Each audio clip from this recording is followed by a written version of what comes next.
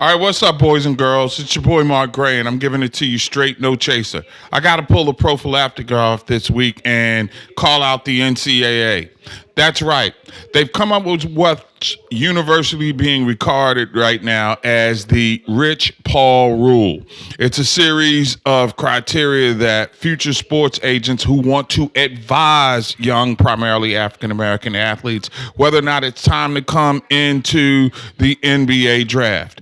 Among them, 3 years as a sanctioned sports agent, which is cool because all agents aren't good people. Some of them are indeed flesh peddlers looking to get over. But the one that really gets up under my skin is the thing where you got to have a college degree. Look, I got 2 degrees, but I don't have nowhere near as much money as Rich Paul. That's a fact.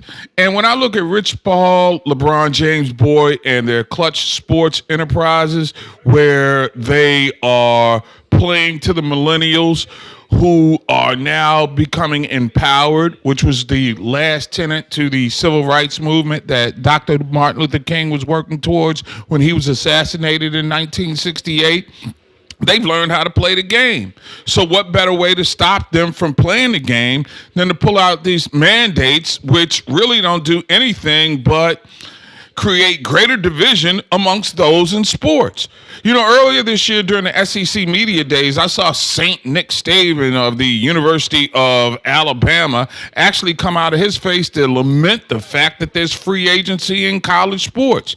He claims that there's a 4-year commitment to student athlete when he knows damn well that's not the case. I mean, you over-recruit at positions, and if it doesn't work out for one kid and he wants to transfer, he's got to sit out for a year.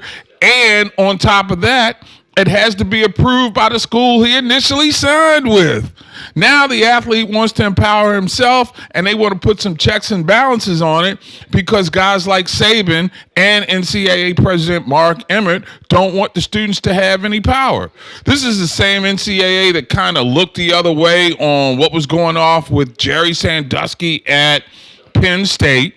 The same NCAA that was asleep at the wheel when Larry Nassar, you know, the pervert doctor who was molesting young ladies who were student athletes at Michigan State and then took that deviant social behavior to the United States gymnastics team and was sexually molesting women such as Simone Biles, who was emotional just before the U.S. Nationals on the Today Show earlier this week, talking about how she's got second thoughts when she goes to the doctor these days. So the NCAA is not doing anything to look out for the student athletes. They're looking to look out for themselves. I mean, if you got the best players in college basketball who are choosing to leave after 1 year, then it's hurting your golden goose.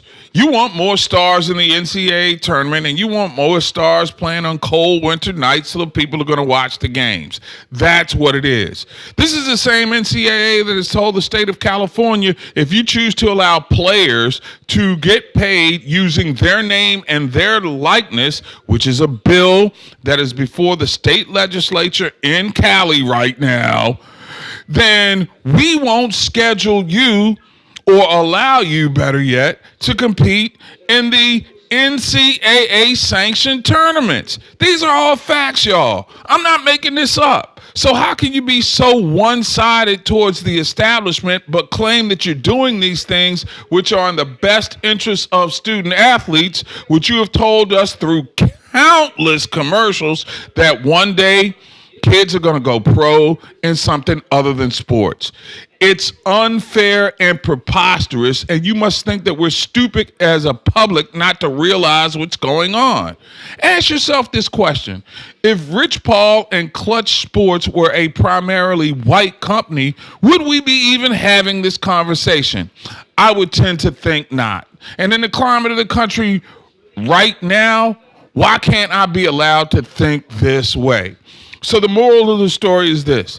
The NCAA has its own special interest, and the interest is protecting itself and not the athletes. So when you see this rule, it's time for us as African Americans, both advisors and parents to rethink our perception of intercollegiate athletics.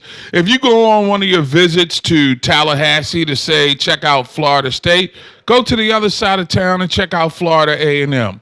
If you go into Baton Rouge to check out LSU, go to the other side of town and check out Southern University. Moral to this story is black colleges have to come back and be on the radar of a lot of upper middle class AAU and Pop Warner families who are in the suburbs of American metropolises who've looked down on the prospects for their kids to go pro if they play at HBCUs. If the top talent that happens to be black decides to come back home, it would change the dynamic. And remember, it's HBCUs who have been scrutinized for paperwork issues such as compliance reports for years, and they're struggling to get out of it. I would argue that the money that the athlete would generate would far exceed any sanctions from the NCAA. I'd welcome an opportunity to talk on my podcast with Dr. Mark Emmett or a representative from the NCAA. I would welcome an opportunity to talk about this with anybody who wants to holler at me. So you can find me on Facebook, Twitter, and Instagram at The Sports Groove. It's your boy Mark Gray, and I'm giving it to you straight, no chaser.